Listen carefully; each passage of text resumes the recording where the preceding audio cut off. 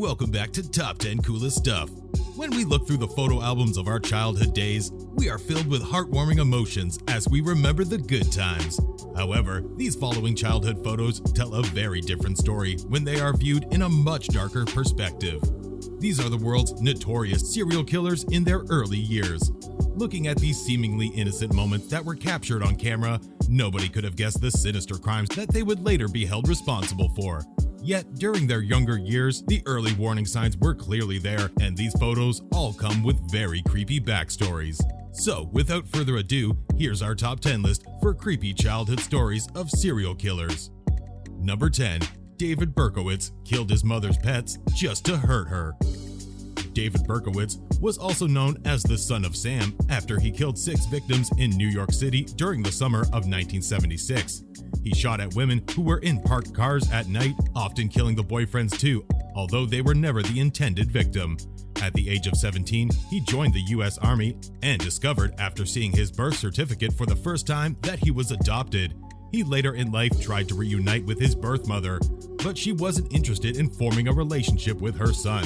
At the age of 6 years old, Berkowitz remembers pouring motor oil into his adoptive mother's fish tank to kill her fish and then spear them with a pin. He also poisoned her pet bird because he enjoyed watching the helpless animal die slowly. Later, in an interview with FBI profiler Robert K. Ressler, Berkowitz recalled getting a thrill out of seeing his mother try to revive her beloved pets, but being unable to save them. Number 9. Ted Bundy made dangerous traps as a child. In November 1946, in a home for unwed mothers, Louise Cowell gave birth to a son named Theodore Robert Bundy. To avoid the shame and stigma of illegitimacy, Bundy's mother passed him off as her baby brother. Many psychologists believe it was discovering his parents were in fact his grandparents and his sister was his mother that initially led Bundy down a dark path. He would later go on to kill more than 30 women between 1974 and 1978. A close family friend named Sandy Holt, who grew up with Bundy, remembers he had a cruel streak from a very young age and would build tiger traps in the woodlands that surrounded their neighborhood. She said he had a temper. He liked to scare people. One little girl went over the top of one of Ted's tiger traps and got the whole side of her leg slit open with a sharpened point of the stick that she landed on. This was just the start of a long history of violence Bundy would inflict on females throughout his life. Number 8. Dennis Btk Raider enjoyed seeing his mother in terror. Dennis Raider led everyone to believe he was a devoted husband, loving father, and respectable church-going member of the community in Wichita, Kansas. At first, his family didn't believe he could be the unidentified serial killer known as BTK, meaning bind, torture, kill. Then, shockingly, it was revealed he was responsible for the torture murders of 10 victims. In an interview with Cake TV reporter Larry Hatteberg, Raider revealed that from a young age, he developed an unhealthy obsession with female terrorization. The sinister serial killer recalled, "Mom wasn't always quite happy. I've always loved her. I still love her greatly. But I did have a little bit of grudge against Mama." Then Raider described how when he was very young, his mother's hand got caught in a couch spring and she screamed at him to get help. He said that image always stayed in his mind. A woman looking at him with terror in her eyes became the thrill he was always chasing after. Number 7. Jeffrey Dahmer loved playing with bones as a child. In 1991, Jeffrey Dahmer's apartment of horrors was revealed to the world and earned him the name the Milwaukee Cannibal. The dismembered remains of several victims were discovered at his home, including a severed head in the fridge. He had killed and mutilated 17 men and boys from 1978 to 1991. Eerily, Dahmer first showed an interest in bones at a very young age. His father, Lionel Dahmer, writes in his memoir, A Father's Story, "When Jeff was 4 years old, I noticed a smell, which very clearly came from beneath the house. I located a large pile of bones, the remains of various small rodents." Adding, "Once on my feet again, I set the bucket down. I saw Jeff as he sat on the ground only a few feet away. He had taken many of the bones from the bucket as he was staring at them intently. Over and over, he would pick up a fistful of bones and let them drop back into the pile that remained on the bare ground. He seemed oddly thrilled by the sound they made." Number 6. He and Brady displayed classic psychopathic symptoms in childhood. Ian Brady was one half of the serial killer duo known as the Moors Murderers. Alongside his partner, Myra Hindley, they killed 5 children aged between 10 and 17, then buried their bodies in graves on the Sandalworth Moor in northwest England.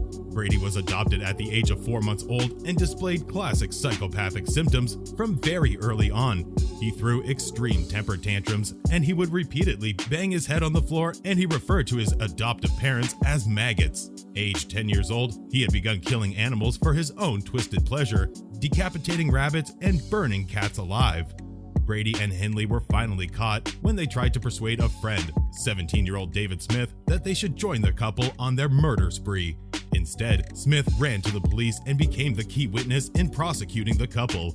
Smith later said, "People put this aura around Brady that he doesn't deserve. He's a pedophile, he's a child murderer, he's a coward. Brady's nothing." Number 5. Young John Wayne Gacy set turkeys on fire. John Wayne Gacy was an intelligent child from a middle-class family and raised in Chicago, Illinois. He worshipped his mother, but there was a lot of violence in his childhood home as his father was an aggressive alcoholic who would berate young Gacy. There were beatings because he was too effeminate and would grow up to be a sissy. As a child, Gacy decided to take his frustrations out on small animals and enjoyed torturing turkeys. He would throw balloons filled with gasoline at the poor birds before igniting and watching them burn alive. During a later interview following his arrest, Gacy told psychiatrists the result of the tortured animals running around on fire was one of the funniest scenes he had ever witnessed. Later in life, Gacy adopted the alter ego of Pogo the Clown and would entertain children at birthday parties. In 1978, he finally admitted to killing at least 30 victims. The bodies of 27 victims were found buried in the crawl space under his home, and others were discarded in the nearby Des Plaines River.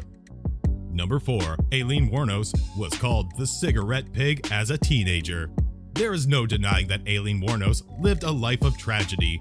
Her biological father was sent to prison for sexually molesting a minor, and her biological mother abandoned her when she was just 3 years old. Wuornos then lived with her grandparents and suffered years of abuse at the hands of her own grandfather. In her book, Monster, My True Story, she writes, "My mother plucked me out of her belly and left me with my grandparents. We never saw her again except for funerals. She can go to hell. My grandfather would beat me, often after school or if I came home late. He'd make me cut down a willow branch and he'd use that. I soon learned that the thicker the branch, the less it hurt." At the age of 13 years old, she became known as the cigarette pig amongst the boys at school because she was notorious for exchanging sexual favors for cigarettes. In 2002, she was executed by lethal injection for murdering 7 men in Florida whilst she was working as a prostitute. Number 3. Alexander Pushkin's personality changed after a childhood head injury. Russian serial killer Alexander Pushkin had set himself a twisted goal to kill 64 victims, one for every square space on a chessboard. From this, he was nicknamed the Chessboard Killer, and in 1992, he was convicted of killing and mutilating 52 people. Pushkin had no remorse for his crimes, as he explained, "For me, life without killing is like life without food for you. I felt like the father of all of these victims, since it was I who opened the door for them to another world." At the age of 4 years old, Pushkin suffered a head injury that drastically changed his personality. His mother recalls that he was hit on the head by a swing that damaged the prefrontal cortex of his brain. Researchers at the University of Glasgow found that 21% of eligible killers had suffered a head injury in the past. Head injuries, particularly in the relation to the prefrontal cortex of the brain, can lead to a variety of personality changes, including lack of empathy, lack of tolerance for others, and many other dangerous behaviors. Number 2. Ed Gaine grew up in a house of horrors. Ed Gaine's mother will go down in history as one of the worst mothers of all time. Thanks to her parenting skills, Gaine became the inspiration for many horror film characters, including Norman Bates in Psycho, 1960, Leatherface in Texas Chainsaw Massacre, 1974, and Buffalo Bill in The Silence of the Lambs, 1991. Gaine's unnerving attachment to his mother led him to create a very creepy woman suit from the exhumed bodies of women whose graves he had robbed. The isolated farmhouse in Plainfield, Wisconsin, where he grew up as a child, was the perfect environment for his domineering mother to teach him all about the evils of the world and that women were the devil, herself not included, of course. Following his mother's death, Gaine inherited the family home, and the eerie building creeped out many of the locals. Former reporter Dick Leonard recalls, "If you ever wanted to have a Halloween party, that would be a great place for it. It was a spooky house on the edge of town. It was dark and there was never any sign of life there. The perfect environment for raising a young grave robber in the making." Our top pick is coming right up, but before that, if you've liked what you saw today, please consider hitting that like button, subscribe, and ring the bell notification to be alerted whenever we put out new content. Without further ado, here's our top pick for creepy childhood stories of serial killers. Number 1. Henry Lee Lucas lost his eye at age 10 years old. Henry Lee Lucas became known as the Confession Killer, as his remarkable claims that he killed more than 100 victims were at one time taken seriously by the Texas Rangers who interviewed him. The real victim count is believed to be between 3 and 41 people. However, this was never confirmed. Born in Blacksburg, Virginia in 1936, Lucas suffered a tough life at the hands of his abusive mother, who tormented her son both physically and psychologically. He recalled, "I hated all my life. I was treated like what I call the dog of the family. I was beaten. I was made to do things that no human being would want to do." His mother dressed him as a girl and forced him to watch her have sex with many of her lovers. Aged 8 years old, she beat him so badly over the head with a wooden plank, he was in a coma for 3 days. 2 years later, his eye was slashed by his brother and the wound was left untreated. It became infected and had to be permanently removed.